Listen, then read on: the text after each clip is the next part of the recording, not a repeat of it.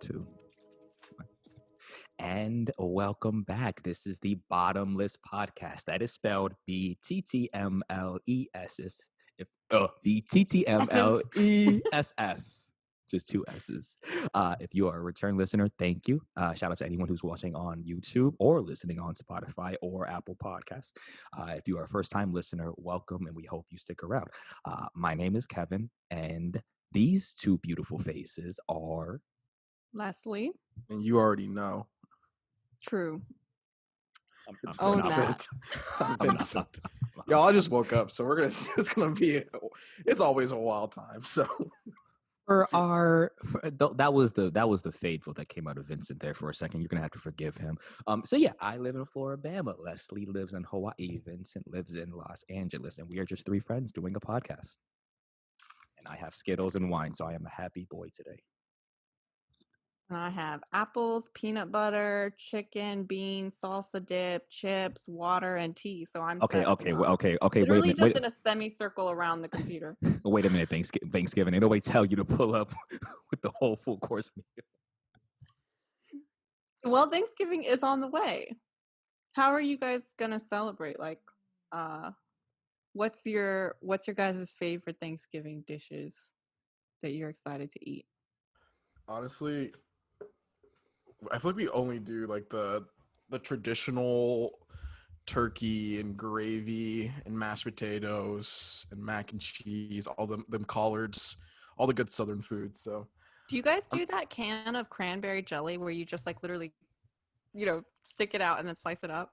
my family does, but I refuse. Like it looks odd to me, so I can't eat it. I like how it looks. I've always been drawn to that. Fair. I think I never did cranberry slosh out of a can. And then one year, the type that's like kind of solid, not the slosh one, but the one that like, like the gel, and then one year, I think my mom actually made the legit, like from scratch, and I was like, oh, this looks okay, and it changed my life. So like, yeah, I'm kind of like Vince, where like I will not touch that canned stuff. I refuse, and it better be like solid cranberry crush that I can see in my cranberry sauce. Wait, I would try that. That sounds kind of good. Yeah, that sounds really good. It's really good. Was y'all's, not to assume anything, but was y'all's just more typical Southern cuisine, or did you guys have any like cultural dishes sprinkled into? You talking about me? Both of Kevin, y'all. did you guys eat kimchi with the turkey? We always have kimchi at Thanksgiving, but then again, we have kimchi with most meals. It's good on everything. Literally, I eat kimchi on my pizza if I have it handy, because it provides that tang and that crunch. Like, Leslie is right. No, unfortunately, actually, we always have kimchi readily available. So it's not. I don't know why I said unfortunately, but no, we've actually never done kimchi with our Thanksgiving turkey. Fortunately. Shout out to Korea going through a kimchi shortage right now, by the way. I don't know if you guys read about that. There's literally like a nationwide crisis. Like the petchu that isn't something about, I don't know if it has to do with climate change. I don't remember, but it's not growing right. And like people are freaking out and like storing up their kimchi, and like the price has skyrocketed. Anyway, sorry. Hey, if you're American and you're sitting here like, I don't get it. Imagine if you lived near a hurricane city and then a hurricane was about to hit, but then you never had milk or bread. And that's what you'll get, what it's like with Koreans and kimchi. I was going to ask, like, is there an American equivalent to understand just how? Oh, yeah. Leslie is right. Kimchi with every, like, kimchi cucumber, kimchi the actual cabbage. They will like kimchi a lot of stuff. And it makes a lot of sense. Like, it does bring a lot of life to a lot of different meals. But yeah, something like the equivalent of how you might have like a bread item with dinner or with lunch, or with like, think about it, breakfast, lunch, and dinner can all have bread items. In that same way, there's going to be a lot of incorporated kimchi, some level of type of kimchi in a lot of different dishes. And that's just never, and it's never not used, because even once it goes too sour, you got kimchi jjigae, kimchi soup. Like, it just an eternal delight. But did you grow up having it on the table with Thanksgiving? No, that's a funny thing. Like my mom Mm. kept Thanksgiving very American for some strange reason. Mm. I mean, kind of makes sense. But I will say, one year, I think 2 years that I was in Korea, I don't know if Koreans actually, this is so bad because I do a lot of cultural things with my Korean side of the family. I was young, so I never asked about the history or traditions.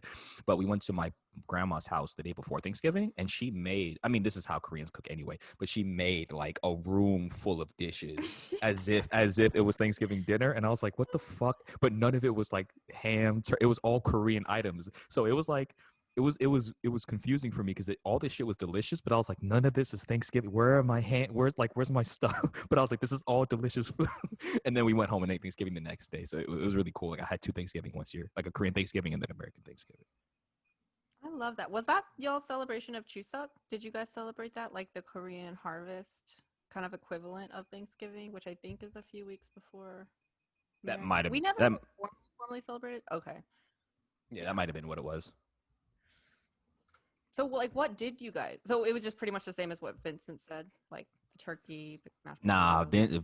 Vince black. So um Bi- nah, shorty. Ironically, it's my white grandma that cooked most of that, but Nah, shorty, you know, little Korea from the oh, okay. it always standard at any Thanksgiving in the Ortiz household, no matter what. Turkey, ham, Mhm. green bean casserole. Most of the time mashed potatoes, and Ooh, then green bean casserole. you might have yams in there, but mashed potatoes are usually going to make an appearance. Sometimes they don't though. But and then sometimes yams, sometimes not. But for sure, my family loves green bean casserole. So turkey, ham, green bean casserole, and then it's like a couple of wild cards of like maybe yam, maybe mashed potato, maybe one other dish. What's creamy casserole? Is that the green bean casserole or something I'm different? I'm chewing. Yeah, green bean casserole. I'm sorry. Oh, okay. Oh, sorry. You said green bean. I thought you said creamy casserole. I was like, ooh, what's that? Cream, just straight up cream, just straight up heavy, half and half. Just Put it. cream and mushroom soup in a casserole dish. Um, Mine was Bless. honestly pretty similar to your guys's. Like we almost always do turkey, although sometimes we would switch it up and do like duck, but more so that's moved into like a Christmas dish that we do. Let me find Yeah, out you got money. I know that's bougie. it is. It was like our splurge. I mean, that didn't enter the chat until like later in life, but no, a bunch of the same. I guess some that would be a little more or like ones you haven't mentioned, or like the relish dish. I guess is what where you have like the pickles and the olives and like the little cubes of cheese. I love that. I thrill for that. Yo, yo, let me tell you, let me tell you something. As Leslie's mentioning these Korean items, and I'm envisioning them not only in my head, but my tongue is like I'm like salivating because I remember what they taste like. I would sell one of our listeners for some Korean food. I miss it so much. I would sell. Well, that one's just like pickles and olives. I don't know if are No, you thinking of like, oh yeah, but also it's like like pickled garlic. yeah, but Like, like the pickled and the olives are actually like they have they're kind of pickled, right? They're like cut up and they're kind of pickled, and you might like there might be all like diced and like not whole, but they're kind of chopped up and pickled as well. well, actually, I don't know what you're talking about. It's like This is actual pickles awkward. and olives. Well, pickles are pickled, but then olives like the olives are kind of like soaked in. It feels like a vinegar-ish thing Well, that you would like. yeah. Well, yeah, because olives are like fresh and then they get pickled.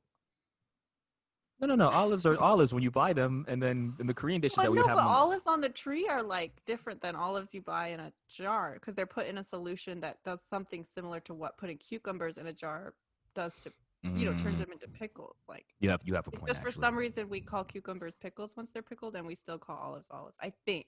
That's a good point Don't quote me actually. on that. That's a really good point. But yeah, and then just like a whole bunch of Korean panchan, the side dishes, in addition to the meal. So we'd always have like all the regular stuff, but then a bunch of different kinds of kimchis and probably like maybe some rice cake with red bean, crumbled on top, and like uh probably some fresh fruits for dinner along with like the pie because fruit is a more Korean dessert. So yeah, just kind of like a fusion. But I really love the green bean casserole. Like as soon as you mentioned that, I kind of forgot that existed because we really only eat it once a year, and I got really excited. Y'all always eat with y'all families. Yeah, every year. Usually, yeah. I mean, this year I'll just be celebrating here, like with my sister, because it's just like not worth it to fly all the way there, and then I'd have to come back in between that and Christmas because of my job. So I'm Mm, just gonna like save up the time off for just a nice little solid chunk at Christmas. That makes sense. Yeah. Do y'all actually cook any of this yourselves, or is it just your rents or your moms? Well, I'm not a woman.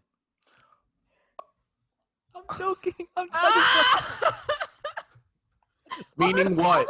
Meaning what? No, I'm just- to be clear for anyone who's listening, and like I'm a little more irresponsible today.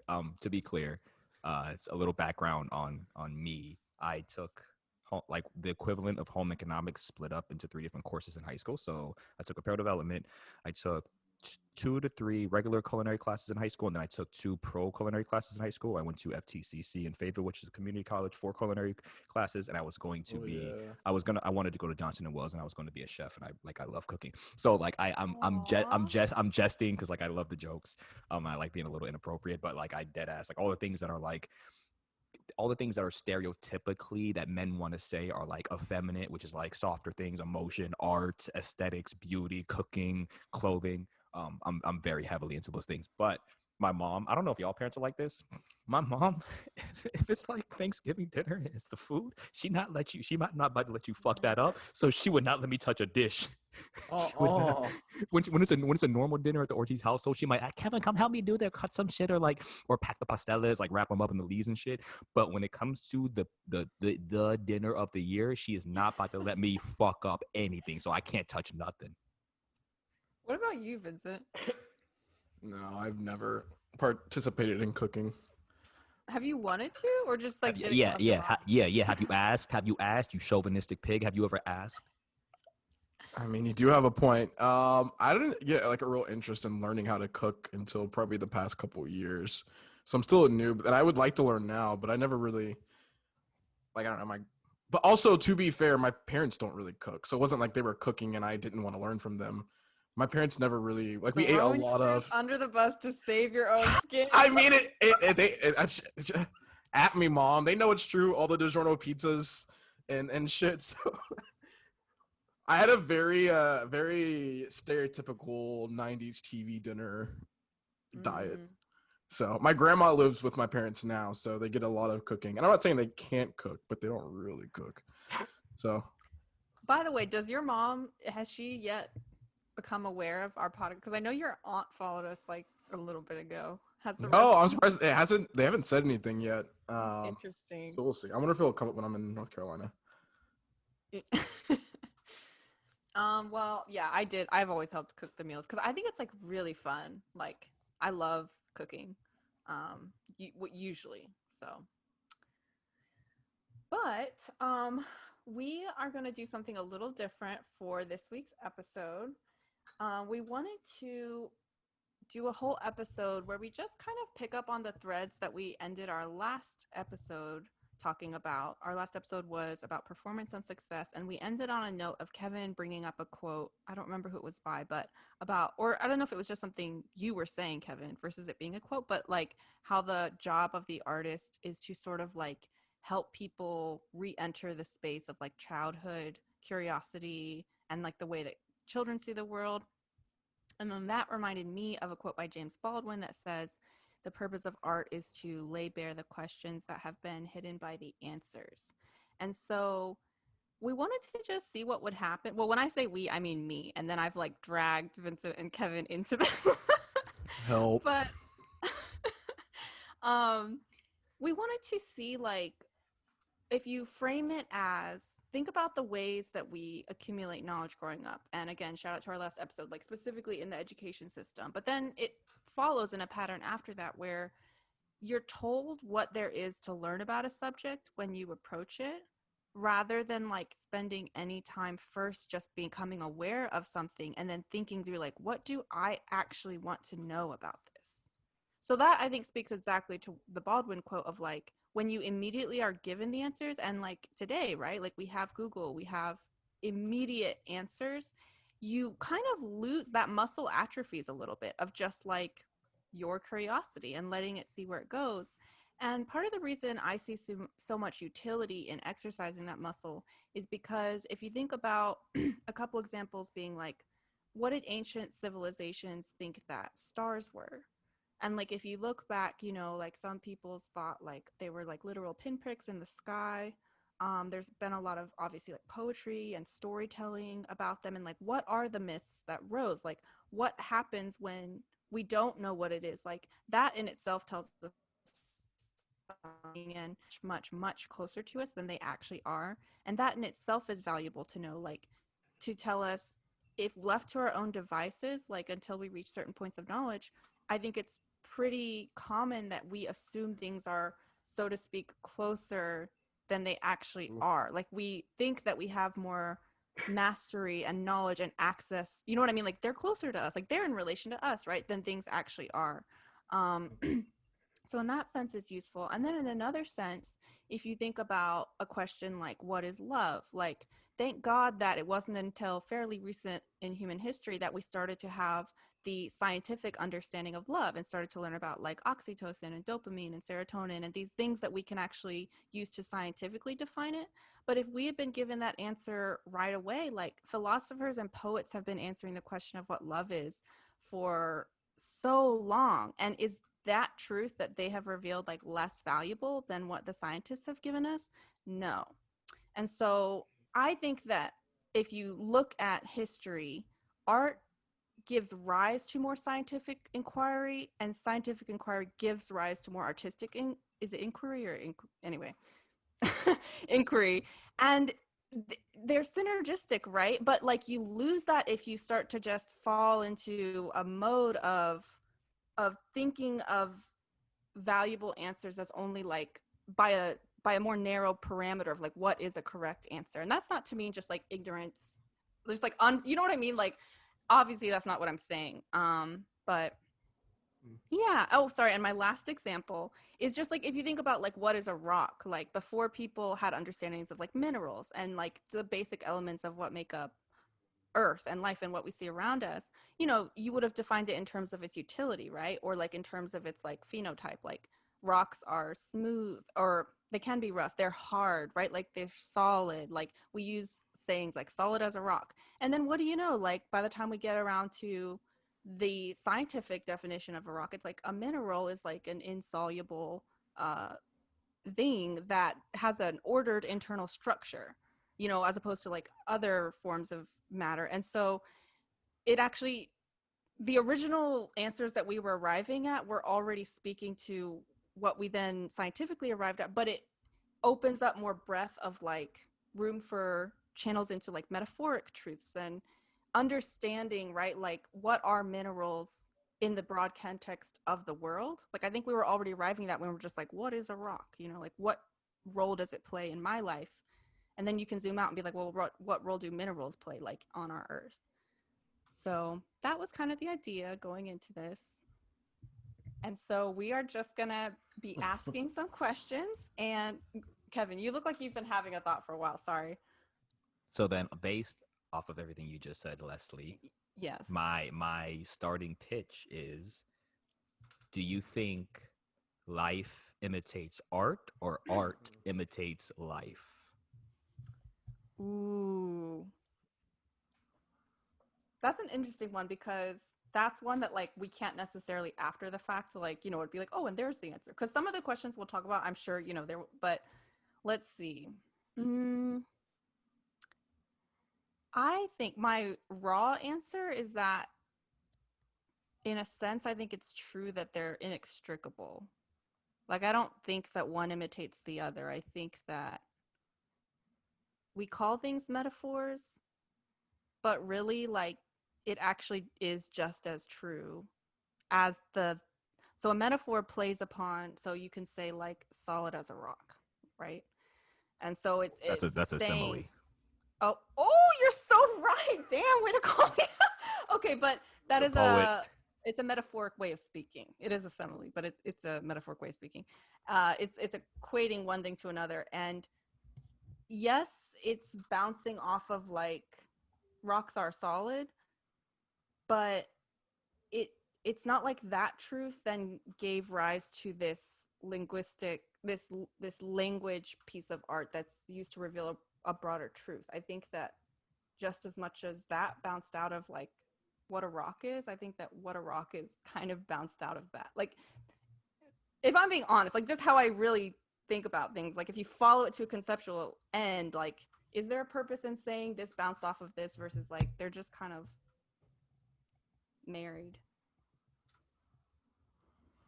So I wasn't the only one that cheated when I answered, thank God.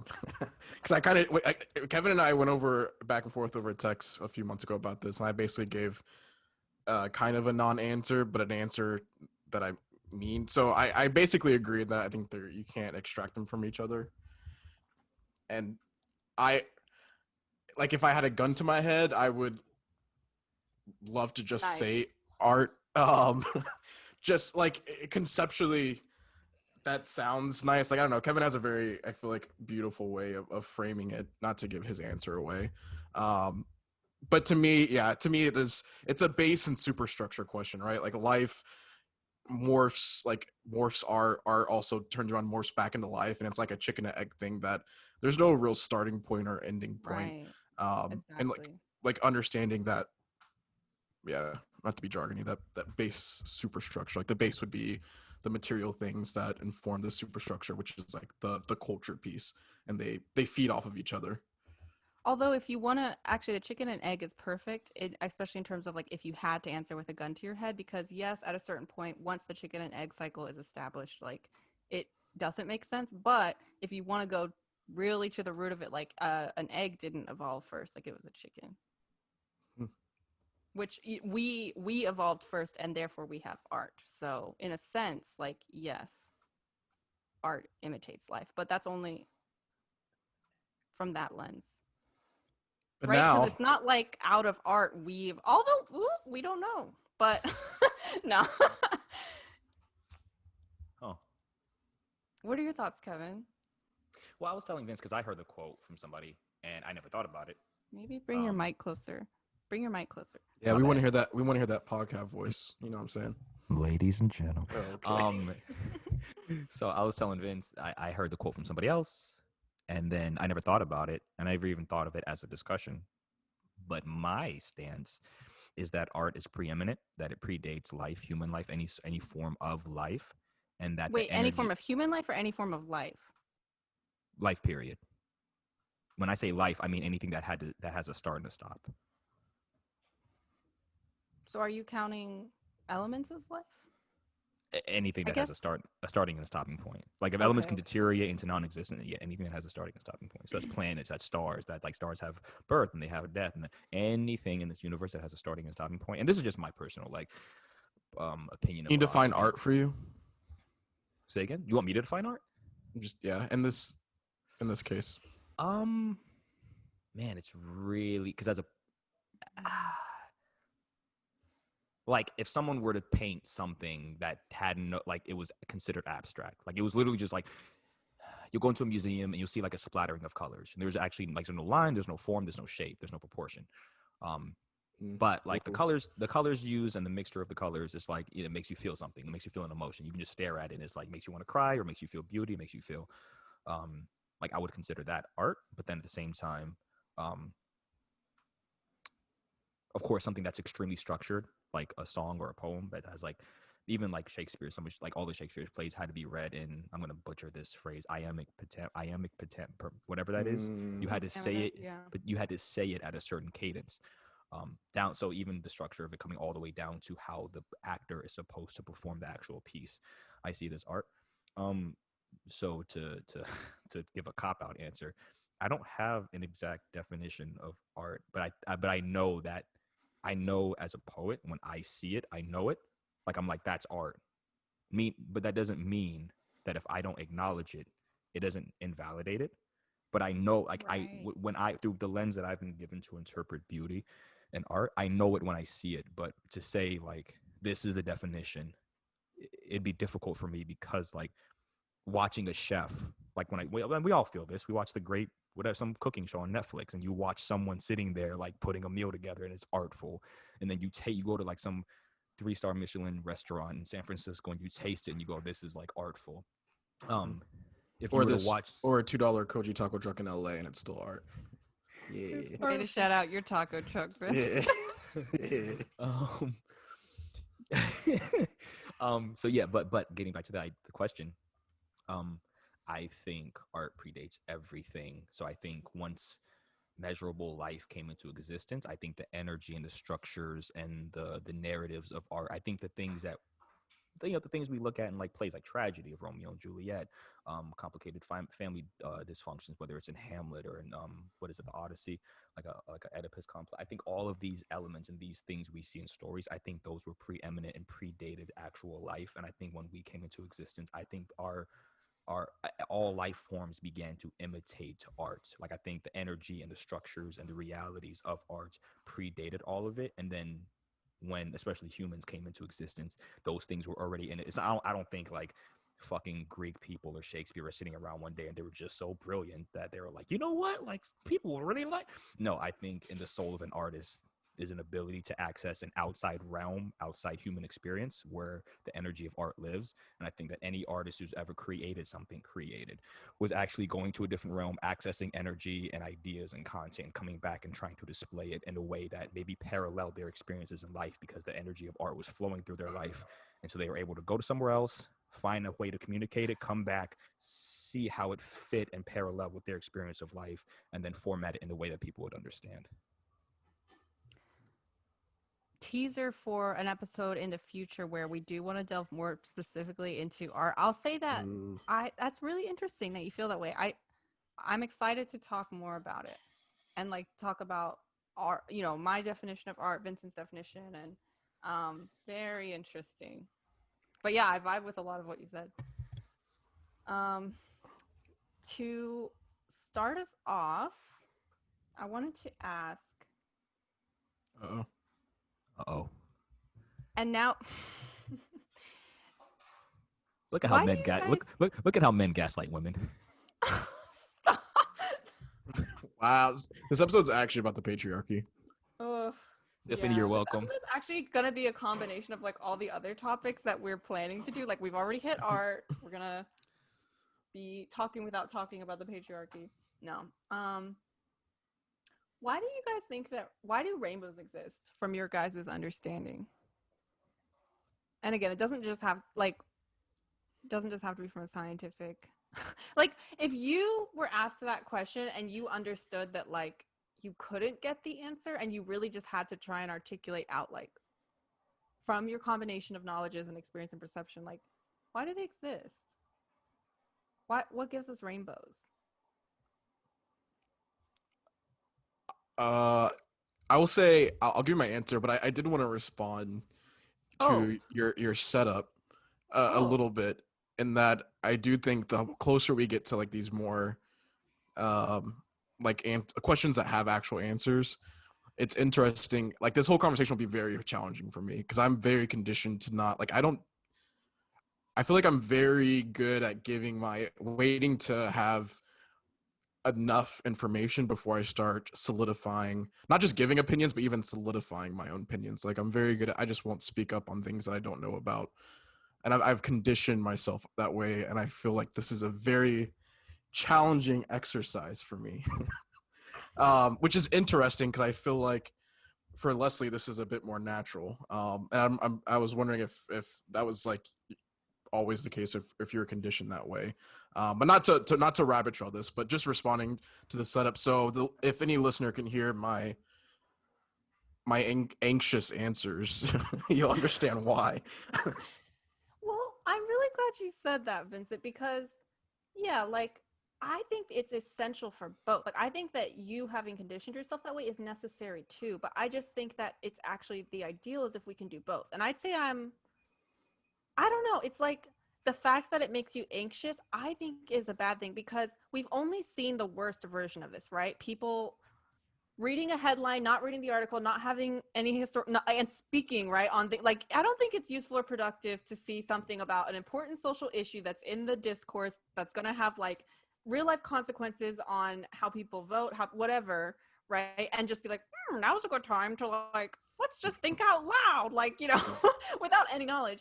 But it's like that's because I think our society prioritizes the kind of knowledge that can lead to the worst outcomes, as opposed to just like exploring like a rainbow. Like, does it really matter at the end of the day that we know? Oh, it does. It does. But it is actually, and it does, because it opens up pathways that then down the road, when you are on those more topics that are concrete and have real life consequence that you can clearly see, you've opened those channels, and so your approach, right, is different. And like, and it just it fosters more, like, I think it fosters ability to engage with people from more of a semi-permeable membrane than being like, well, without actually engaging, I've just listened and read and learned on my own these like solid truths, as opposed to like, hey, what happens when like I mix with less solid truths, and like, what can I do with that material? So I appreciate you saying that. Ooh, that being said, what was the question again? Why do rainbows exist? And it's a safe space. We can always cut it out if we need to. My brain's looking for where to even go to begin. Right? It's like, and searching. it's kind of scary. It's like vulnerable, because it's like, but your brain does go somewhere. Right? If you guys want, I can start, but I feel like I've been talking a lot, so I wanted to give space for like. Kevin, do you have any ideas? It's also interesting sorry, I don't want to keep taking us out, but it's also interesting to think through the why rainbows, as opposed to like even what is a rainbow, like just jumping straight to why. I don't know. I think that's even a more scary place to take stabs at blindly. Why is it scary? Wait, give me. I'm sorry. Go ahead. Why is it scary?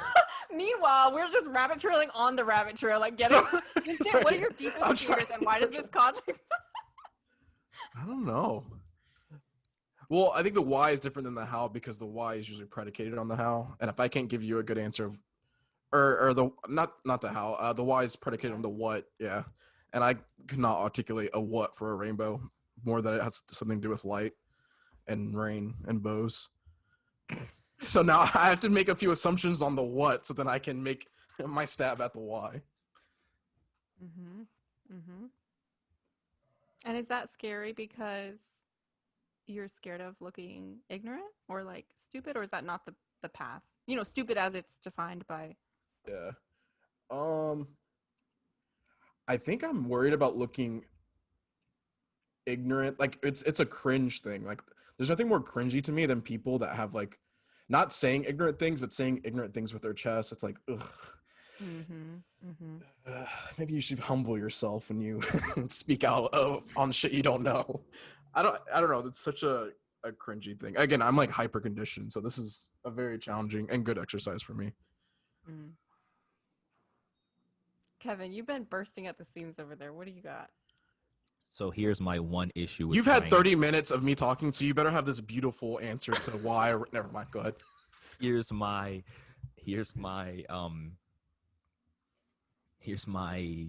issue with trying to answer.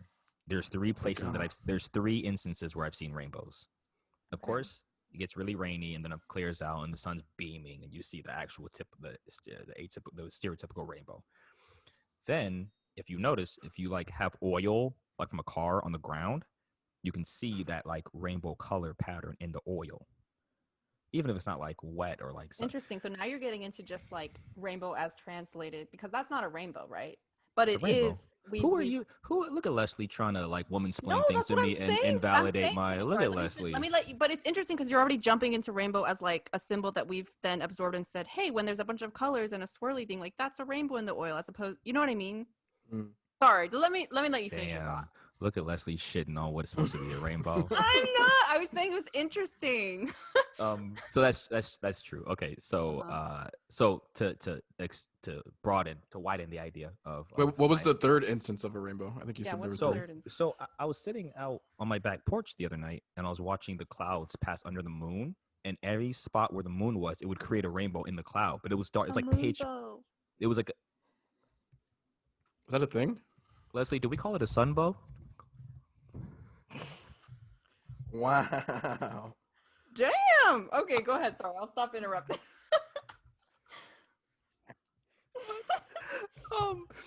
no. So because of the daytime rain and then the nighttime, it's like, oh, cloud, moisture in the air, and then a form of light. My only other issue was the oil. It was like, oh, this exact pattern of like red, yellow, whatever the actual order is, and that pattern of combination of colors together. When I see it in oil, I'm like, oh shit, like I really don't know how to explain. Which you could argue the fact that you can see the oil means there's light, it's moisture of the oil. But why oil and why not like I can't throw some other clear liquid or like translucent? So of course, the ones you can explain in cloud, moisture, and then light, moon or sun. But the oil shit just throws a whole wrench in it. I go, I don't fucking know.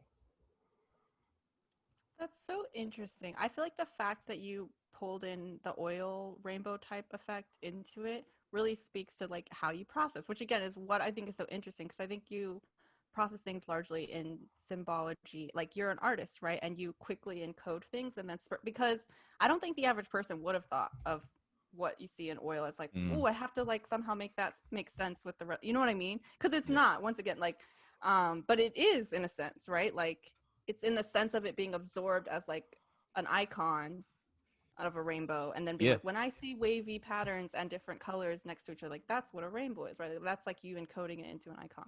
So this is very interesting. Did that give you time, Vincent, to start on your little rootlets of where your mind he didn't say why, he just said where he's seen them. I've seen them outside too. Okay. But no, he right. Leslie, what's the exact question again? So I can make him force him to answer. Leslie, what's the exact question? Why do rainbows exist? And your starting point might be more questions, right? Like, why do to even answer, sorry, let me just stop. Rainbows exist at the intersection of at least two items, but they have to be three, and I'm not sure what the third is. There has to be a source of light that we don't understand and we can't produce, and there has to be moisture, and there has to be a certain atmosphere. But there's a third item, there's an element, there's something there that I can't explain but rainbows exist because of the intersection of three or four things, at least three, which is light, a kind of light source that we can't produce or affect, or like moon or sun, moisture in an atmosphere that's like, the sky, and then there's something else there that because otherwise, why aren't there like rainbows going every which direct, right? It's not the whole sky, it's an exact rainbow in an exact area. And I'm not saying my Christian answer that I actually believe, because I don't want y'all friends crucifying me. Wow.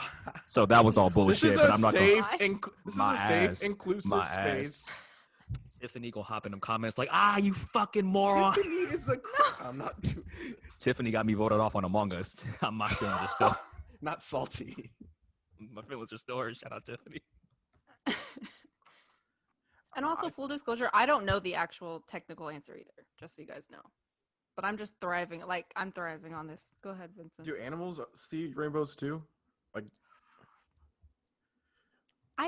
Like they would. All right, Elijah. All right, Elijah Thornberry head ass. You tell me if animals see. Wait, that's actually such Let a me good live. question. I think so. I don't think there's like a part of rainbows that is reliant upon the human eye perceiving them. Are animals colorblind? I mean, it depends, but I don't think all of them are. I mean, yeah, I mean, I'm sure some could see. I just wonder if animals would even ever notice a rainbow. And I was just imagining like a bird flying through it. Like, I wonder if they would. But like, can you fly through a rainbow? Because it's not like an actual. Because it disappears when you get close to it. When's the last time you hugged a rainbow? No, When's the last time? When's the last time? Right now. Oh God. That's good. He just hugged his Skittles, you guys. That was a good joke. Because think about it. Vince makes up a good point. But Vince said something that's equivalent to what I said to one of my Sunday school teachers as a kid. and he was a Korean guy in a church, and he had sympathy on me, so he just like nodded his head. I was like, "Oh yeah," but looking back now, he thought I was a Neanderthal. I said, we were talking about something, and I said, "Yeah, it's like clouds. You can't catch clouds in a box. Like you try to catch a cloud and just disappear." And I think in his mind was probably like, the fuck you ever been so near to a cloud you could try to put it into a So You were right. in my head, I'm looking at Vince like, you get close to them, they disappear. When have you ever had enough time to actually drive towards a rainbow? You've never chased a rainbow? I've First of walked all, chased wait. a rainbow. If you've been at the gas station and saw one on the ground, you were right next to one. Did you put your hand up in there? What'd it feel like? What'd it feel like? What'd it feel like? Oh my gosh. No, I didn't, because I'm the We've hit a person who. sensitive spot, Kevin. I'm the Now we know how to really ruffle Vincent's feathers. Like Oh, we wildin' today. I'm the person who he came out and tried to ask his genuine question. You questioned his question. Never again. But actually, can you fly through a rainbow? Because if you were flying through a rainbow, I don't know. I'm not sure. Do we know? Does anyone of us actually know? Yes. Well, obviously you can fly through. Obviously you can fly through like the space that is a rainbow, but would you still be able to see it? Would you break the rainbow? Actually, though, would the material of the plane scatter the things that are being reflected off of in such a way that actually, though, we would destroy the rainbow? I don't know. That's a good point, because I've never seen anything fly through a rainbow before, like a plane or nothing. What is Yeah. it? Isn't it the whole point of like the pot of gold is that you can never actually reach it because you can't actually touch the I rainbow? like that. That's a good point. Let me tell you something. Whoever made that folklore up is a sick, sadistic bastard. Because how fucked up you got to be to tell a bunch of kids the way you get a pot of gold is to chase something you know they can never get to the end of. Well, that originated in Ireland, right? Which, like, I only recently learned.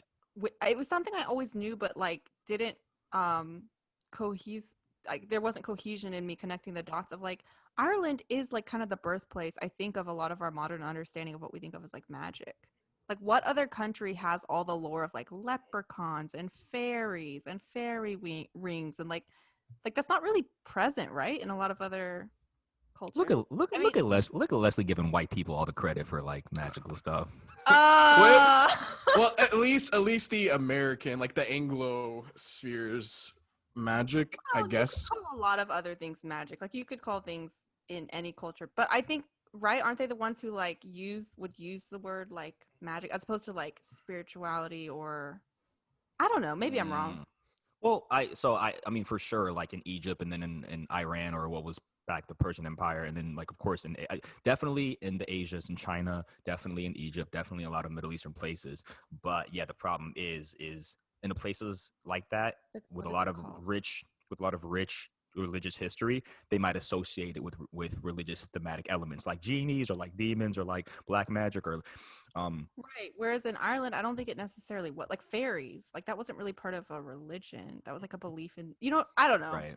That's a whole side. Aren't fairies originally like demonic fairies? Like, it's like never mind. Sorry. No, I did think of that too. That's true. That's actually true. Where's Brothers Grimm from? I feel like they're German. But now you've had some time. Kevin, are you done with your...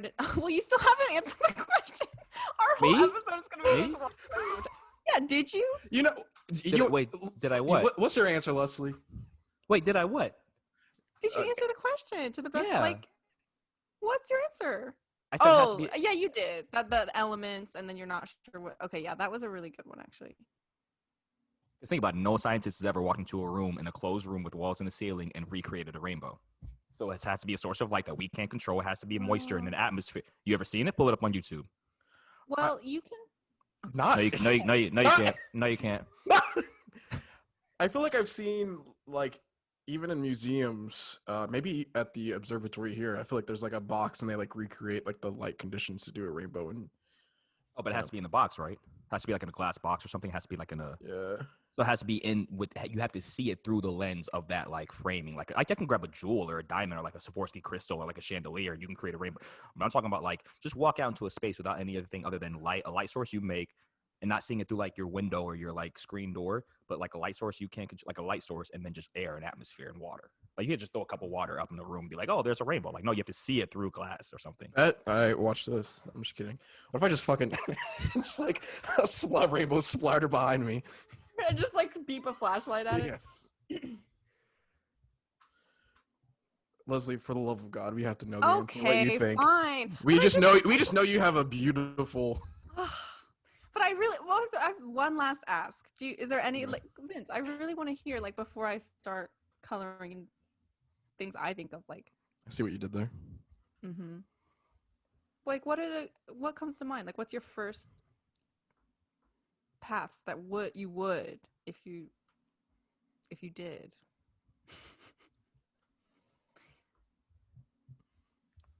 I don't know. I literally, it's only more questions like how to interact with the rainbow and like animals. That's like, there's like a gap. I don't know. Okay, that's fair.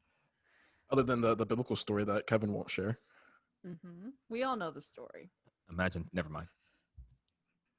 I was gonna say something very insensitive. Never mind. Keep going. I was like, what if you throw a blind person through a rainbow? Cut that. Cut that. I don't understand. What? Trifling. Yeah. Leslie, is this what you envisioned? Yeah. I love this. Yes, this literally feels If like you- a playground to me. 'Cause you Like, know how they- I love it. You know, like we're on the little horses that kind of go back and forth. But there's a bunch of other, right? Like there's jungle gym, there's little zip line. When I was thinking about this question last night, and I didn't spend too much time. I just thought of the question because I wanted to actually, you know, make it fair for all of us. But like, I guess for me, I quickly arrived at a similar question to what Kevin arrived at, which is like, but wait, like, why are there rainbows all around us at all times, and it's just sometimes the perfect conditions exist to illuminate them? And if so, though, why is it like a bow? Because we've mentioned other forms, like, right, where you can see like colors, right? Like, cause so Kevin, to answer your question about like, can we recreate? Like, I mean, there's like prisms, right? And like when the light goes through, and like water, and sometimes you see like a rainbow on the wall because it's shining into the. But it's not a bow. Like it shows up in other shapes. It's usually like a little patch. So what is it about like the air all around us to where when the right conditions exist? Which you're right. I don't know what that missing factor is. Like I know it's sunlight bouncing off of little particles of water in the air, but I don't know what it is that it's not that way when it's just like a really humid day, right? And it's sunny. Like, why is it after rain? Like, has something else been released by the process of clouds condensing and precipitation and coming down? And again, it's like it's not like it just pops up. I don't know. It's like why do rainbows also show up like where they show up in the sky? Like it's not clearly just like that patch of air in that shape is like ready. You know, like it could be anywhere. So those are the types of questions I start to think about. Like the rainbow's always there, right? I don't know. That's kind of what I would think. Like in my preparation for actually learning the answer, which if you guys want, since we've spent so much time on this, at the end of this episode, we can do a quick Google and be like, oh, you know, that's what it is. But I guess I quickly was like, so from everything I can gather, unless there's just some form of thinking that I'm missing, like, isn't it logical that the potential for a rainbow in the patch of airspace is after it rains is all around and it just happens to happen in one spot? But like, why is it a bow? That's what's so, you know what I mean? It could have been any shape. Could have been a It's not straight like line. Could have been a triangle. Could have been like a Could screen. have been a it big could've- eye. Just an eye in the God. sky.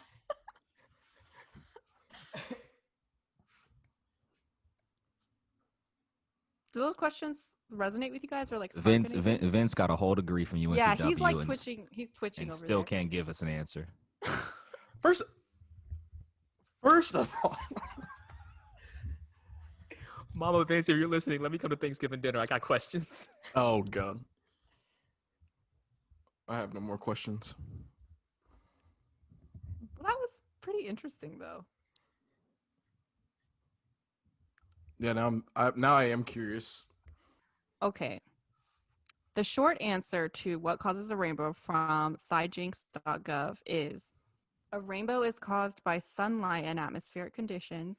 Light enters a water droplet, slowing down and bending as it goes from air to denser water.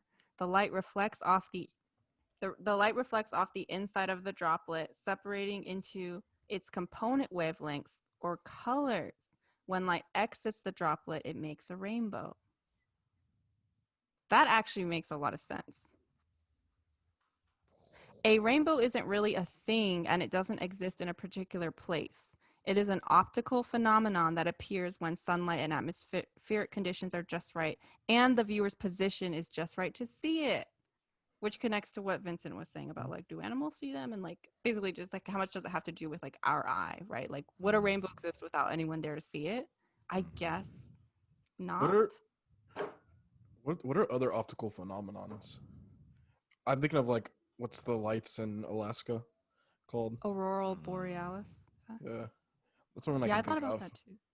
Assuming that that is an optical phenomenon, right? It is. Right.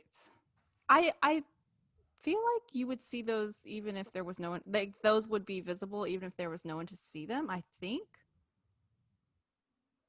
But I think that this one is Mm. saying like not necessarily the case for rainbows. So Oh, basically, if here a we tree go. does fall down, no one. Yeah, but actually, Um, we can cut this if you guys want, but actually, this is really interesting. It says a rainbow requires water droplets to be floating in the air. That's why we see them right after it rains. As the sun must be behind you and the clouds cleared away from the sun for the rainbow to appear. And then it says, why is a rainbow a bow or arc? And then it says the same thing about a full rainbow is actually a complete circle, but from the ground, we only see part of it. From an airplane in the right conditions, one can see an entire circular mm. rainbow. Oh, that's crazy.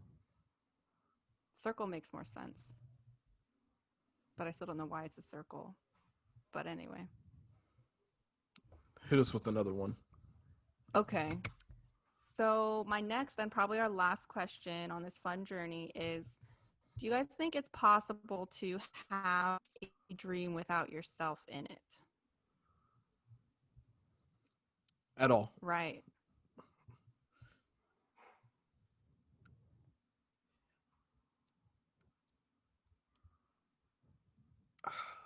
Would you call a third person dream where like obviously you're looking in, but you're looking in from what's Yourself. assumed to be yourself, right? Right. I don't that's a good question. I suppose that would probably count where it's more like you're just watching a movie. Yeah. Yeah. Even that I think like that seems easier, right, than just like conceptualizing a dream where like it's not even you watching it. It's just somehow like something totally separate. Um but I don't know that I've even ever had a dream like that where it's like a sort of a movie. I've definitely had dreams where I'm watching myself doing things as opposed to being embodied in myself. Mhm. But I don't know. I'm not sure if I've ever had a dream where like I'm not even a character in what I'm watching, even if I'm just watching as opposed to participating. I feel like I've had dreams where the entirety I wasn't not present, but maybe for parts of it.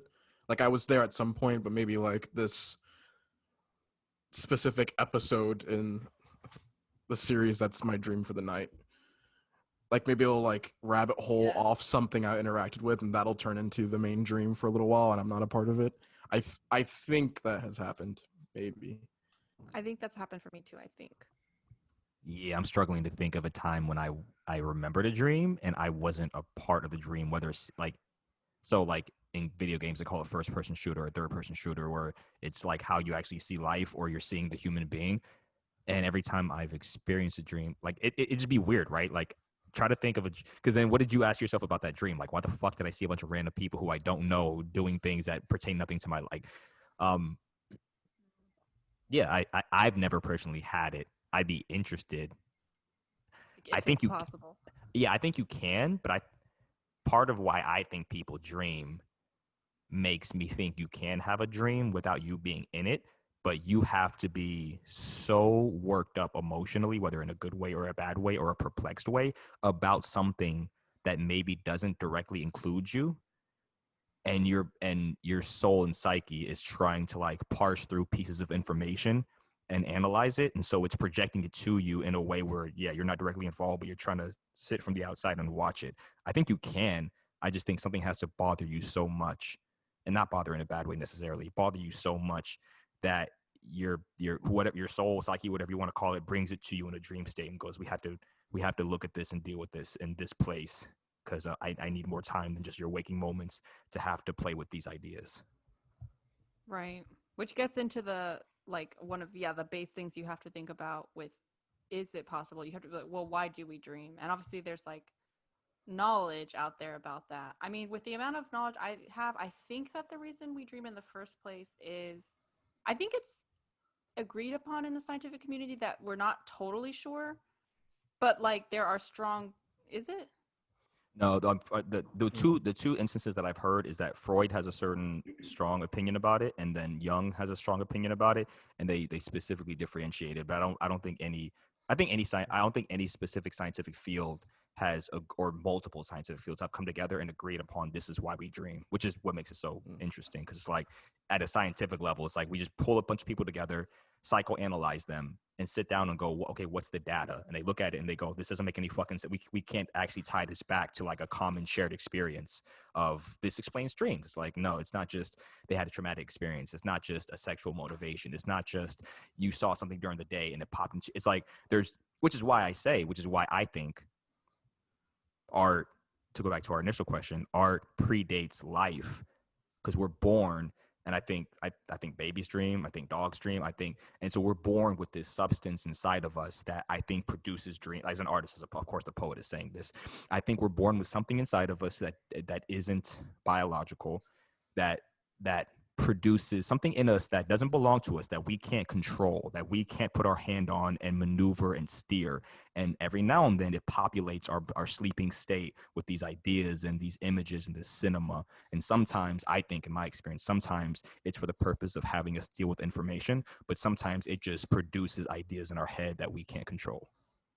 It's so okay. I feel like dreams are actually a good like case study in the life imitates art thing because I don't know, it's like a very clear example because I agree with what you're taking away from what you think dreaming is, Kevin, which is weird because I feel like I disagree with what you think is dreaming. So I disagree with like what you think it is, but how like what you get from it is what I get from my understanding. Because I think Leslie is right in that there isn't a consensus, but I also think we've evolved a bit since the time of Freud, and the answers to this are less psychology and more like neurophysiology. Huh. Like it's less Neuroscience, yeah. like I think we've gotten to a place where we don't really understand dreams, but we can understand more of like the biology of what's going on in our brain as opposed to the context that maybe like Freud or even Carl Jung had. But it's funny because it's life imitates art in that I think they were perhaps maybe off in their understanding of it, but the way they speak about it is the same way we can still speak about it now with some more of the like context of science, which is interesting. So I think it's just dreams are kind of a cool crossroads because we don't really understand it, so it is art, and it feels like art because it's like a fucking movie playing in your head every night. Yeah. And to be clear, because I think what you were saying about how when you're dreaming you're processing things that are like floating in your conscious, I think that's still the agreed understanding. It's just like why we do it might be talked about a bit differently, but I feel like my takeaways are the same. Well, When I get out of it, huh? nothing. Go ahead. I was just gonna say that my takeaway on the original question of like, would it be possible to have a dream without yourself in it? I would think, based on everything we talked about, and already kind of like, I think this would be my natural place I'd arrive to, is like someone who has done a lot of meditation work and or spiritual exercise or whatever you want to call it to sort of like unseat the self, to do that work to basically recognize like the seat of the self within yourself, that you're not just, you know what I'm saying, like and kind of like dying to the self, right? It shows been a lot of religions, not just Christianity. I think maybe this is literally a blind stab, like IDK. But I also don't think there's that much knowledge out there to say yay or nay. Maybe there is. Like, I think that person could probably have a dream where they're not even a part of it. But I think the average being, like me included, maybe couldn't, because the average person is so wrapped up like in their self-centeredness and sort of like prioritization of self that why would their processing of like how they take in the world be removed from the context of themselves? Whereas I think someone who's done a lot of work to sort of like die to the self, or however you want to say it, it's like, yeah, they can process the world just outside of the context of like what I'm taking in and like what I think about what I'm taking in and like what I need to process. They could just sort of be like, oh, I'm just gonna dream about this thing that has nothing to do with me and like isn't something I need to like fix or understand or deal with. Maybe. So we're going to test this theory. This is our announcement. The three of us are going to Peru. We're doing an ayahuasca journey, and we're going to get a nice ego death, and then we will be journaling our dreams for the following weeks. Join us on this journey at Bottomless Podcast. Join our Patreon to Yeah. send us to Peru. That's so funny because I swear to God, before Leslie started talking, what I was gonna say was just to like I like being like the antagonist of like Vince's ideas because he's fun to bounce ideas off of. And sometimes, as you can see from the rainbow question, it's difficult to pry stuff from Vince, but if you antagonize him, it's easier to get the info. So, For the love of God. You're never gonna live that down. Your refusal to answer the rainbow question. I'm not doing this. I'm not doing this today. So, oh my God. It's funny that Vince said Peru and ayahuasca because I swear to God, when Vince was like, I think that dreams come from a place of like a neurophysiology. I was like, all right, so what we're gonna do is I'm gonna take Vince. We're both gonna when I get out of the Air Force, we're both gonna do DMT. And then We're on the same wave. Okay. We're both gonna do DMT. And I say that because Wait, I remember DMT? Vince. Why would I know? I'm not Joe Rogan, so it's gonna be a bad explanation. But it's like the actual chemical or whatever that is naturally existing that's in ayahuasca. Like ayahuasca is like the drug is DMT, but it's like a whole drinking process. DMT is just like the core drug. So my understanding is that it's similar experience, but like different timing and intensity. And I think like people that do DMT probably remove all the indigenous spirituality that's steeped around ayahuasca. I see. Thank you. But Joe Rogan Pause. was talking to. Sorry, Okay. I didn't mean to. You were saying something about Joe Rogan. Well, yeah, he was saying that. Which Joe Rogan's not a scholar, but he was saying that a lot of people try to chalk up psilocybin experiences, DMT experiences, ayahuasca experiences to like, oh, it's whatever. Which I think it's whatever is already in your neurophysiology. Then you add that component, and every person has a different experience. So there's that realm of thought, I think, within science of every person, like Vince, you were saying, societies have a specific anxiety, and those are the producers of the folklore and the mythological tales that they come up with. And then me as the artist, I sit back and I go, man, from an artist, the things that I feel internally, the things that come out of me in poetry that I don't always control, that I don't always manufacture out of my own will. I sit there and I go, that doesn't feel like it doesn't feel invalidated. It just doesn't feel like the whole portrait. I feel like there's a mosaic and that feels like part of it, but it feels like an ingredient in this thing called life, but it doesn't feel like the answer, like the whole sheet.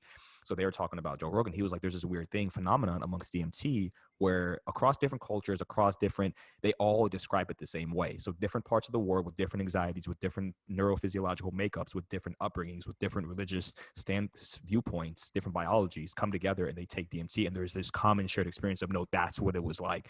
And so there's just an interesting idea of different peoples, different parts of the world experience this one substance in a way, and it gives them all the same experience. Or at least with DMT is the way he described it, I think. But I think we should all do DMT when I got the Air Force. Leslie should go first. We're gonna live stream from the Y'all bottom might of not his be able to Instagram. handle. Wait, random question, and we can cut this out. I'm not trying to waste time, but no, please. this is super random. But have you guys ever dreamed that you were flying? Because I dreamed for the first time this past week. I've had very vivid dreams this week. And I dreamed for the first time that like I was like not on a plane or something, but like literally like it was a very like clear flying. It was actually kind of lit. It was sick. I don't think in my memories I've never had such a visceral flying experience. I never have. I've always wanted to. I've dreamed of dreaming of flying. Like in my waking hours, like I've been like, oh, like if I could ever get to like lucid dreaming, like I would want to do that. It sounds so euphoric. Was it euphoric? It really was. Yeah, I was like over like a park. Oh. I was like flying to someone that I can't remember, but I think it was like someone and their dog or something. And I just remember like very happily flying over to them. It was lit. I woke up, I was like, damn, I want to do that again. And I haven't since, but. No, I've only dreamed of falling. Oh. Like jumping really, really high without wanting to, and then like a sensation of it's like, oh. Ooh, that hits. Have you guys looked, well, and again, we can cut this too, but Vincent, did you look up like if there's commonly agreed upon ideas about what, if you dream that you're flying, like what that means? I have. I don't know if I really believe like dream interpretation, but everything I saw was actually like a really. It's usually like a very positive sign, like a sign of positive joy or mental health. Which again, I don't know if I believe, but I'll take it and manifest it and claim it. So we'll run with it. There's like a certain amount, right? Like I think there's a certain amount of truth in the fact of what we all know, and the broader scientific community has sort of like agreed that they're not sure, but we all kind of know like it's a way of processing, right? So like if across the spectrum most people agree that like flying dreams correlate with like good mental health and like joy, that might mean, or not even that you're in that space, but that your brain is like reaching toward that Yeah. space. Yeah. But I'm trying to think of a good question. It's also hard because I know how you mentioned like Google's so accessible. I think part of my conditioning too is that anytime a question pops in my mind, I immediately Google everything. Like I've always done that since I was like a kid. So it's hard. Exactly. It's hard because I don't know if I have lingering questions because I get the satisfaction of getting some kind of immediate answer, Mm. That's a good which kind question. of sucks, right? Because it's like I want to have a curious mind. Did that make sense what I was saying about like, yeah, like if you Google something, it's like it tells you what you need to know about the thing? Does that make sense? You know, where it's like there might be things that don't come up, like ways of even asking the question, right? Like what we just did, it's like there are other questions that come up that may, because who are we to think that we've arrived at like, you know what I mean? Like that what's on Google, like, because again, you think about before the disciplines were integrated, like, you know, if we had Google back in the day and you Googled something about astronomy, like the whole wing of physics in relation to astronomy wouldn't really be there, you know. And if we just were, if we had Google back then, we might not even have made the progress we're at today, because I do think that curiosity would have sort of been killed. Like it just it yeah, anywho. Shit, think about it. Google and YouTube. Before YouTube came around, it was just Mm. Google, and then YouTube came along, and motherfuckers was like putting shit into video. Like, It's us. Oh no. we are motherfuckers. So I have a question. Oh. So scrolling through my introspective texts, I was thinking through a few weeks ago, like why is nostalgia so powerful? If you know me, you know I'm a sucker for a good like throwback early 2000s pop punk. Like Fuse Dedicate Live is my aesthetic. So just trying to think through why is the power the energy of nostalgia so compelling? And I feel like that's everyone, no matter what it looks like. Right. And no, I will answer last, in the spirit of Leslie. Okay, well then Kevin has to start us off. But I just feel like I've been talking for 90% of this episode, so. So there I was, sitting in my room, wishing I could crawl back into the womb of my mother in the fetal Wait a position. second. We have to note that Kevin is talking about crawling back into the womb of his mother, and he's gotten out this fluffy pillow again. And I think for our YouTube peoples, there's a correlation with this fluffy pillow and Kevin talking about things where he like needs to feel some sort of comfort, I think. Ooh. Go ahead. You're like you're kicking psychology that I didn't even notice about myself, and it's making me uncomfortable. So there I was, sitting in my room, wanting to crawl back into the womb of my mother in the fetal position and stay there until life was over with. And it made me realize that kind of, I think kind of like Leslie was saying, with the brain gets harder as we go along, and the elasticity of it and the ability of it to retain new ideas at the rate that it does when we're younger. Lessons, I think in the same way, the way we experience emotion and positive emotion especially deteriorates as we get older. So I think nostalgia is so powerful because almost as when you're a child, it's almost like someone poured a bucket of acid in your brain. And so you're experiencing novelty and originality and like a concentration of new experience. And you're experiencing it in as close to what can be considered a pure lens and filtration system as possible. With like almost as, unless you had a very corrupt childhood, a very traumatic childhood, a very stained childhood early on, like death of a parent, someone like did something bad to you, molested you, XYZ. Sans a very traumatic experience, I think childhood, those years are the ones where you experience the purest and the strongest of emotion, and you'll fall in love with a band or a Pokemon cards. Or so when you get older, in the same way that I wanted to crawl back into the womb of my mother, realizing psychologically that there is this strong association with comfort, I think nostalgia is one of the, whether it's a smell, a video game, a clothing item, a music, a song, I think it's a trigger in our brain of a time in our life when we are comforted or overjoyed by something or experienced one of the purest forms of enjoyment that we could. And so almost like a drug, it's like a hit. You take a hit of that drug, and for a moment, you get to escape. And that, almost like sitting in a movie theater watching a movie, you get nostalgia is your access pass, your golden ticket to momentarily escape now and go back to a time when you were happier and you did love life more than you do maybe now. When I think about that question, I actually, one of the questions I had thought about asking was like, why is smell specifically such a trigger for nostalgia? So I start thinking about the big triggers, right? Like, I think probably the strongest ones I think that are agreed upon and that I definitely have experienced in my life are like smell and then music, I think. Mm. Um, like Alzheimer's pace. Is that how you pronounce it? Is it Alzheimer's or Alzheimer's? Anyway, Alzheimer's. I don't think there's a T in it. I don't know why for my longest time I thought it was Alzheimer's, and for some reason the Z was supposed to be pronounced as a T. Anywho, Alzheimer's patients will forget everything, but like if they hear a piece of music that they really liked, like they'll remember that. So I think about those first, and then I really vibed with everything you said, Kevin, and it's really interesting because that's not where I would have gone. But where I go naturally is thinking about the power of story.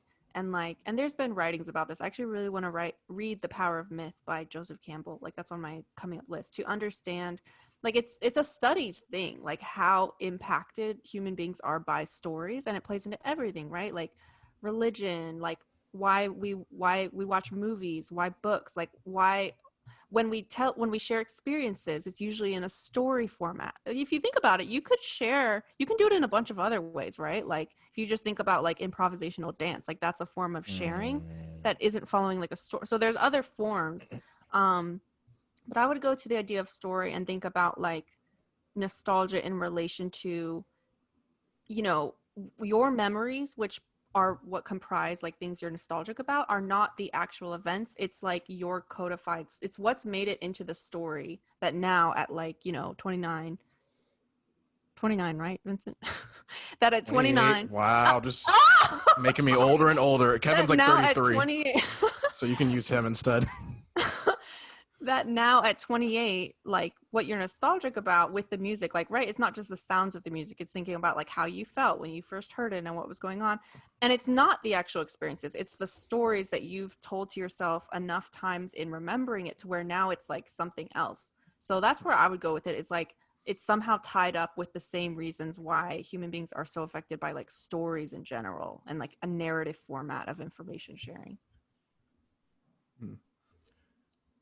To answer that might touch on both of yours, maybe. I think my main answer would be pretty similar to Kevin's, in that I feel like a lot of these things we're nostalgic for is just like a time capsule when we first experienced certain things at a time in our lives, generally when we were just experiencing a lot of things in life. So it was very impactful, and every time you do something that triggers it, you're brought back to that place of like awe, wonder, and new experience. What I think it's interesting about Leslie's point, though, is that I realized too, so for example, one trigger for nostalgia for me is the change of season from warm to cold and cold to warm. And I always get extremely nostalgic, and like the smells and the feels always take me back to feeling that as a kid. But it's such a strong provocation of nostalgia where every year I feel like I'm adding into that, because now I'm starting to be reminded of the season changing in college, which isn't the same time as me being a kid, but I feel like it's just because in that time I'm just right? Because in college you were nostalgic about being a kid, and now you're nostalgic about and it's being just like nostalgic about it in college. Yeah. adding up into each other, which is interesting. Which might kind of go to like that stories and just creating a the never ending story, an ever expanding narrative. I also think this is a rabbit hole, so I will just say this. I also think there's like a witchcraft to nostalgia, which is what got me thinking about it, and that nostalgia is so Plot twist. powerful. Is so powerful that people are leveraging, like often will leverage nostalgia to sell you things or to like redirect you from responding to things, and instead of just like daydreaming about what may or may not be a nostalgic time of the past. That's what got me on the rabbit hole. But that's why I think it's so, I think at least for me and everyone that I know, and I think our generation, it's so powerful that it just like compels us all, which is why I think there's a witchcraft to it. And that Christmas, his heart shrunk 3 sizes too small. That framing, I love how it was like this beautiful, like sunshiny, like, and then you're like, the real reason is because the dark underbelly, like how we're all controlled and it's manipulated. So, like, Yeah, perfect. I can't let us live that long. Perfect. Well, drop a comment if you have a question that this episode makes you think about. Like, what's a question that you genuinely like don't want to Google and would rather like think through, and maybe we'll comment back if we have thoughts. Is Kevin not doing a question? I thought. Yeah, I did one. Yeah, no, Leslie, try. I did one. Wait, I'm sorry. Did you not? I thought. Oh, you said you had it locked and loaded, and for some reason in my mind I was like, Leslie thought you were 29. She just skipped my question. oh. Yo, if Leslie was sorry, if Leslie was our mom, we'd have all kind of dysfunctions growing up in that household. Okay. I don't like that setup. Let's not. We'd be so dysfunctional as children. Mama. No, literally stop. Okay, Kevin. My question was going to be, especially predating our ability to write as humans, where did all these different languages come from? Because then when we became able to write, someone had to go around and create symbols that associated with the sound. But before those symbols were made, Arabic, English, Chinese, like all these Russian, there's like me learning Arabic, of course, like provoked this thought into my head of like, where in the dog fuck did all of these, like, and if you look at Arabic and how many thousands of years old it is, some of course, European, Western, white devil went to the Middle East and he studied Arabic for so long that he created a structure and a pattern to be able to teach people Arabic. It is one of, I think it's, if not the oldest, one of the oldest structured languages in the world. And it has a pattern and a structure that's like very deeply embedded, like logically. But before anyone was able to, like, no, they weren't, before he came along, they didn't have a pattern in the system to be able to be a teacher that way. They just taught it, of course, like however they taught it before he came along and showed the chart of how they speak. But so my question is, before even writing came into the picture and an ability to actually transcribe, where did all of these languages come from? Because we all speak different languages, right? Like even between English, Irish, Australian, like Britain, like there's even within what sounds like English to an outside ear. Like I was telling someone else this, like dialects of Arabic. They're like, so like, you know Arabic, but you know this Arabic? I was like, it's kind of like if we went to Australia. You would sit there and go, the motherfucker sounds like he's speaking English, but like it's not English because they're saying things just like what. So yeah, my question is, where did languages come from? I wish we could like be outside of ourselves, like an alien species, and hear what language sounds like to someone that has never heard humans communicate. I feel like that'd be like such a mind fuck. Although, do you not think that's similar to like us hearing like, dolphins like make their noises to each other? Which is a little bit of a mind fuck in an adorable way. But ours is so, many of them are so elaborate too. It's fucking, language is actually weird. Like, we're clicking and ing and sing. Well, I was just thinking out loud and just going for the journey, but I guess if I need to have an actualized dissertation, my thoughts on this are, where did they come from? I mean, our mouths, the fuck? And that's the Bottomless Podcast. Thank you for subscribing and listening and watching. The pillow watching. has now moved fully in front of Kevin's entire body as like a shield. I mean, I guess it depends on what you mean. Like, quite literally, I feel like we can imagine where it came from. Like us saying, and then turning it like, and just repeating a sound to refer to things, and then as that got normalized, it just got increasingly complex, and then got even more increasingly complex when the way we organize got increasingly complex. So I feel like in that sense, it's like pretty easy to imagine that process happening. It's very specious of you. But I mean, well, it's not, because it would apply to animals too. It's just that as we increased in complexity, so did our ways of communication, to the extent that they needed to be more complex because there was more to communicate about. Like, I feel like if any other species needed to increase the complexity of their language, they would. Probably wouldn't sound like ours, but it could happen in theory, right? In the spirit of this episode, I actually started looking something up and then I was like, what am I doing? Because I've read about this and I was trying to remember what I read. I was going to look up like the name and the date, but I was like, oh, let me just try to actually do my fair summary, which, you know, reading one book isn't enough. But I actually have read, I don't even remember the name of the book now, but it's basically about this question and it's in the vein of linguistics as it has been revolutionized, I think by Chomsky. I'm pretty sure it was Chomsky who Hey, first my did man. it, you know, who basically pioneered the idea that no language, like when we learn language, it's not us literally memorizing like sounds and associating that with different things. It's basically similar to what Vincent was saying in the sense of it's just another evolutionary adaptation.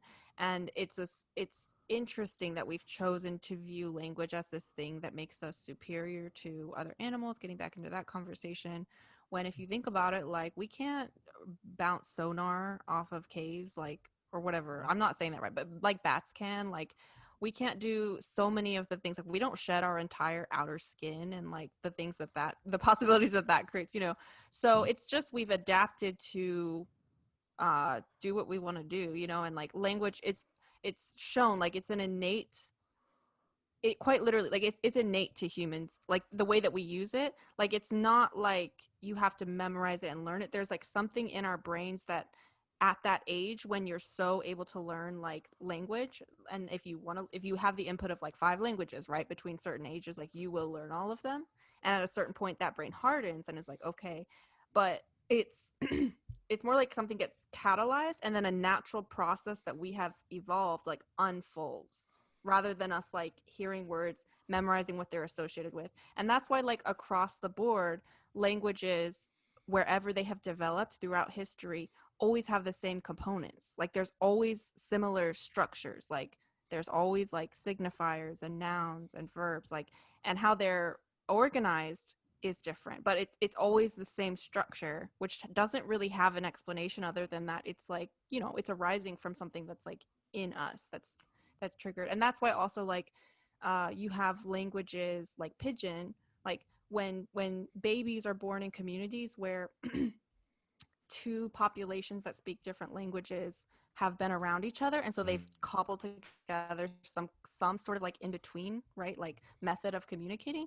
If babies are born with their parents speaking that in between language, they will actually develop a more complex version, like they'll sort of fix the language.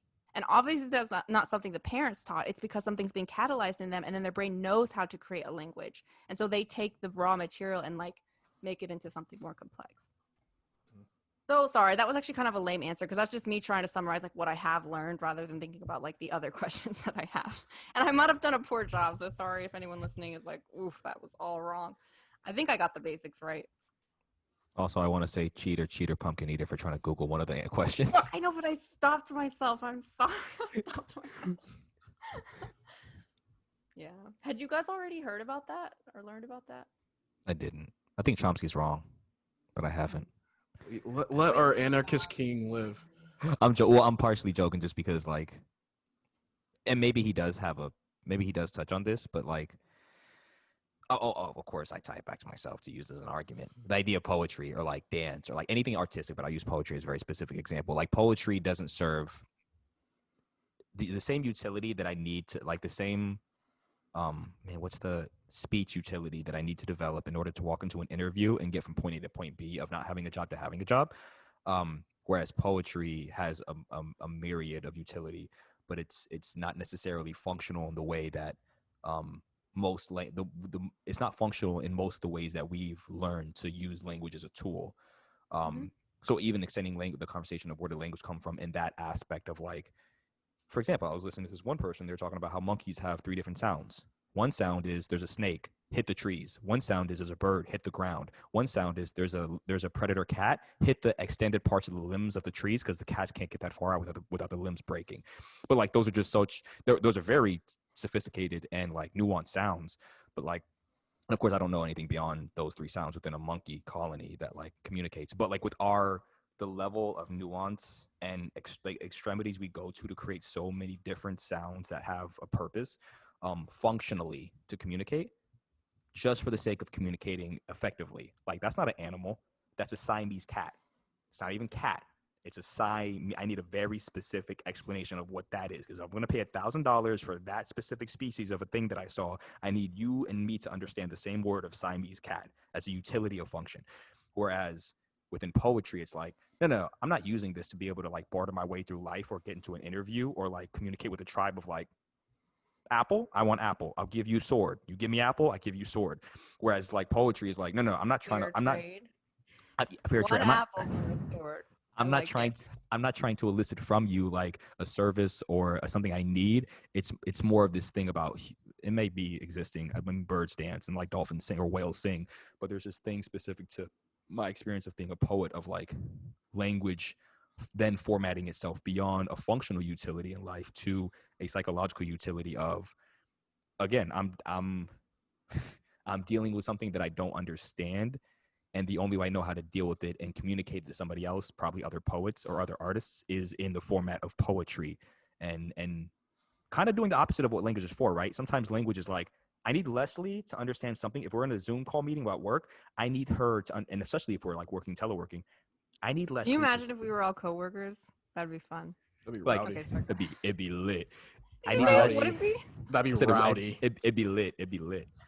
Like if I needed Leslie to understand something very specific about a task we're tackling and what we actually have to accomplish for a client, then I need to explain it as specifically as possible. For example, when the first airplane was made, the person who was writing the schematics for the airplane needed the person who was reading those schematics who they couldn't call and couldn't see in person to understand exactly how to operate that airplane without crashing and dying. It was very important that they were explained in the most simplest of terms so that communication was accomplished and that person who flew the plane without actually being able to talk to the person who built it could fly it and not die. Whereas in poetry, almost the exact opposite happens, where I'm going to say this in such a fantasy, metaphorical, dreamlike state, still utilizing the utility of language, because it's going to accomplish this thing that I'm not even quite sure how to describe. But all that to say, like extending the conversation beyond the utility of, oh, that's fire. Hey, you went out of the village and you encountered something. What was it? Fire. You know what fire is. Okay, yeah, fire. We encounter snake and fire. Beyond that, beyond the utility of, we both have to agree on what that is and use common sound for it. It's like the idea of language of where did it come from in all these different ways that we utilize it beyond just utility and tool. Well, in a way, it's like just a more of, I don't say evolved. I don't like the implication of that. It's a more complex form of that kind of utility where, as a poet, you are using language to speak to something specific, but that the beauty is of like art is that specific thing isn't necessarily something that language as it exists today is able to communicate with like a single word. So you have to like weave words together to point to something that's maybe amorphous or just more abstract to get like the audience to feel it, to understand it as you see it. I think it's the same utility. It's just the limits of where language is, and like you're compensating for, because like all the words in the English language doesn't encompass every thing that we interact with in our daily life. Like there's definitely limits to us to being able to explain. So I think you're right. I just think it's just a beautiful part of that same process of increasing complexity in the way that we communicate and what we're trying to communicate. Oh, That makes sense. I agree.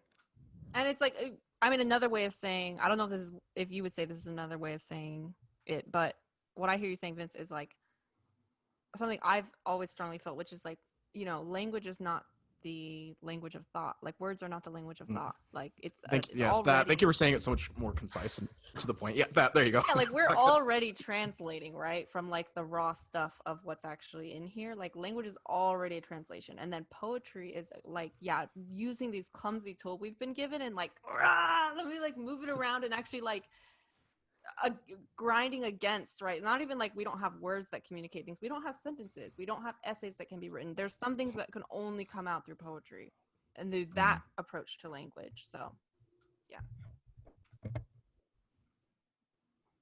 Leslie, where you get your degree from? Because clearly, the UNCW degree is First of all, dwarfing. it actually does make sense because Leslie went to one of the best art institutions in the country, and I went to fucking business school, which. Oh, well, thanks. That's very sweet of you. um, Well, any other parting thoughts? Any other parting questions? My question is, what did you guys who are listening, like if you're willing to, we really do love it when you guys engage. So I'd love to hear like in the comments or whether you want to DM us or Yeah. even just thanks for like, I know a lot of you guys text us individually your thoughts, but like really like your thoughts on just the whole premise of this episode, how utilitarian or not you think that it or useful it is. And then just like, yeah, seriously, if you have questions that are like, if I try to really think of a question in this same mode of exploration, like what would come to your mind? I already think it's interesting that between the three of us, like we all sort of like, I had thought of something that related to nostalgia when Vince brought that up. And Kevin, didn't you say that you kind of had too? Yeah. Or there was another question that you were like, hey, I already kind of, so I think that even that itself, right, is interesting. Like when we try to think of questions that we actually have, being as conditioned as we are, what are similar things that we're all thinking about? Yeah. So let us know. Hell yeah. And on that note, thank you for listening to the Bottomless Podcast, BTTMLESS. Yes, you can find us on Instagram, YouTube, Spotify, Apple Music. Peace. Peace. Peace.